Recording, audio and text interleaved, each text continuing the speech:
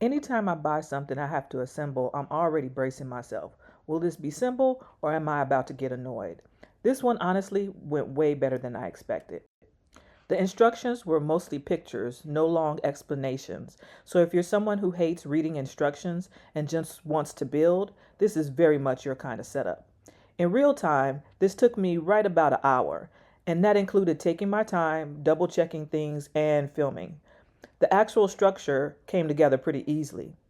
I will say the hardest part wasn't the cart itself, it was actually the drawer handles. They're plastic and the screws weren't the best fit. And the little tool that they include didn't really work that well. It kind of hurt my hand. But that part, could definitely be improved. But aside from that, everything else was pretty straightforward. I didn't have to force any parts, there weren't any weird alignment issues, and there was no guesswork. Now, once it was standing, I was honestly impressed. It's lightweight, but it doesn't feel flimsy. It feels solid enough that I trust it with my printer and a full load of filament. Now, they give you two options. You can put wheels on or use the flat feet. And I really appreciated that they included both options. I went with the wheels for now since I'm still deciding where my printer's going to live, but it's nice knowing I could swap out later if I wanted to. Now, yeah, these are the flat feet if you want to use those.